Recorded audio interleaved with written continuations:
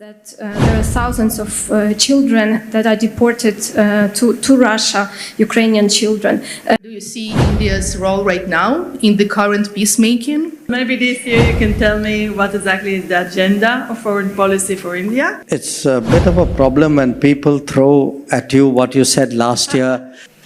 Thank you, Samir. My name is Marina Domushkina. Thank you for having me third year in a row. I've been alumna and I've been young fellow in 2023. Minister, last year you wrote a really important book, Why Bharat Matters. Also, thank you for signing. And there was a great clip about India being a peacemaker and not taking the sides. So the question is very relevant. Where do you see India's role right now in the current peacemaking? And what it would be? Would it be a peacekeeping forces maybe? Would it be a contribution to confidence building measures? And I will end here because I think that India should play a role because it's a global power in your side, in Indo-Pacific and in Asia in general.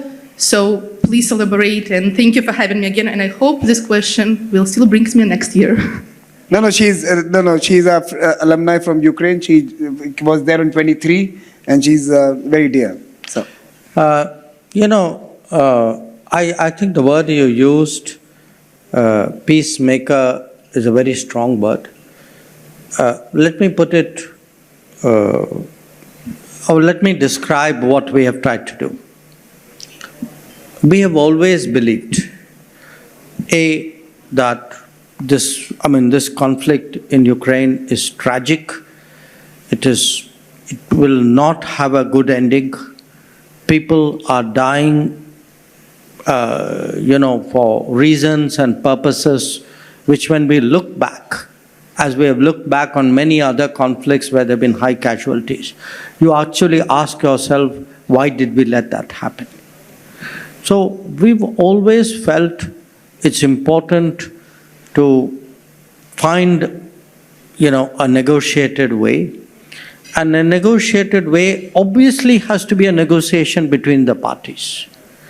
So we have tried on one side to speak to the Russian leadership, on the other hand to engage the Ukrainian leadership, to tell one that it cannot be resolved by war, and to tell the other that, look, you have to talk, you have to engage the other party. By lining up everybody else in the world, other than the other party, you're not going to get a solution. So we have been in favor of not just negotiations, but actually, direct negotiations, you can say, in a way. We think that's the way. But if I put that aside, at the, in a sort of larger sense, we have tried to take a common sense position. A common sense position that this war must end. It is disastrous, obviously, for the two parties concerned, but it is hugely damaging for the rest of the world. And we see today that positions we took in 22, 23, which quite honestly were not exactly applauded in every part of the world, there's much greater acceptance today. And in that sense, there are episodes where we've tried to help on the Black Sea grain corridor. I think last year I spoke about it. I was one of negotiators, so I know exactly. Thank you so much for that. Negotiators for that. Yeah. So look, I'm not going into that. I think at the end of the day, there has to be a global common sense approach to this conflict. And the global common sense approach has to be that there has to be a negotiation. And ultimately, other than the parties, it's for the parties and, anybody else who has the ability to influence that negotiation, to take a position. But eventually people feel, okay, India contributed by awakening common sense about a conflict, about a very tragic and a very bloody conflict. I think we would have done some good. Good evening. Thank you very much, Samir, for the invitation, and thank you, sir, for having us here. Another question from Ukraine. My name is Irina Krasnoshtan, and this will continue this conversation. you have highlighted the special role that India has, speaking both to Ukraine and Russia, and you have also spoken about, tragic consequences of the war. One of them is that there are thousands of children that are deported to Russia, Ukrainian children. Do you think that India, in this very unique role, can play a role in getting these kids back to Ukraine? Look, a conflict like this has many dimensions, many aspects of it. I don't know if I really can comment on a particular aspect of it. Obviously, if children have got separated, that itself is a cause for enormous distress.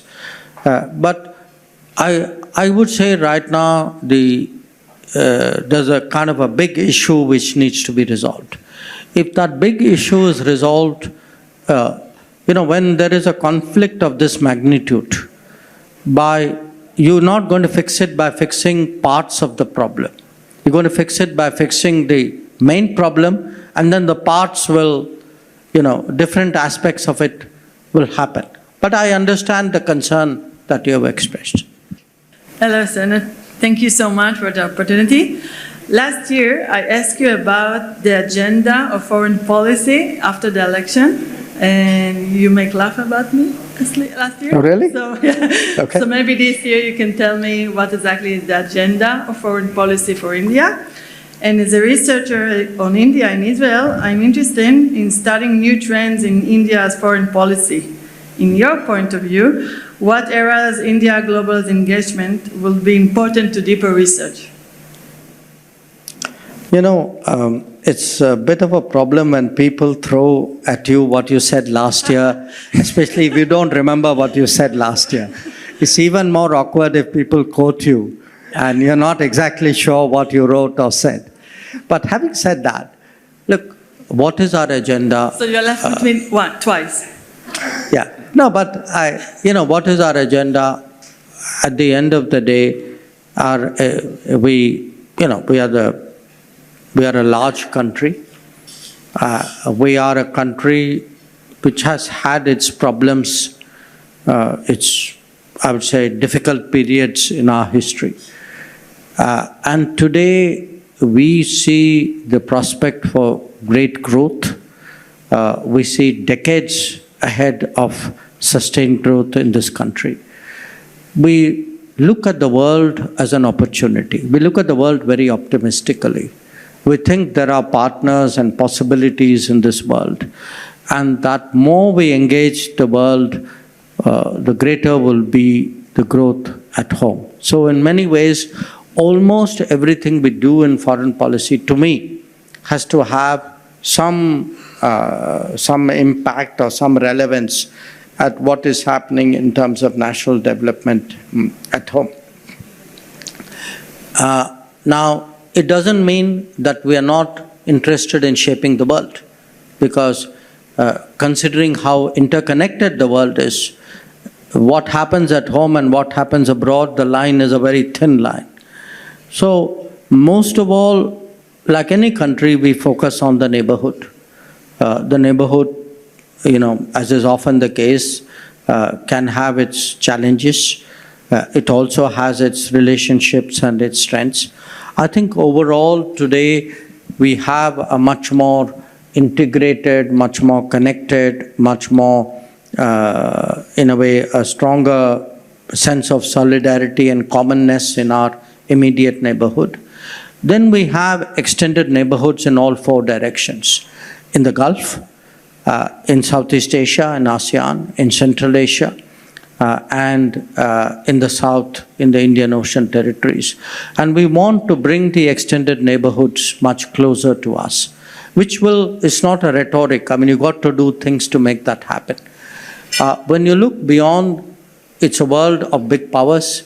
It's very important to have good relations with all of them, to get an optimal positioning. Sometimes it's easy. The faraway ones are often less of a problem. That's a simple correlation between geography and politics. Sometimes the ones more proximate are the ones with whom there's more competition. But how do you manage the equation among big powers and between big powers and ourselves. That's the next level. And today, I mean, if I were to think of a 2030, because we sort of have a vision of 2047. 2047 is now 22 years away from us. So how do I plan for, where will I be? I have to imagine it and prepare for it. And I do think that we will have a much bigger, much broader global footprint.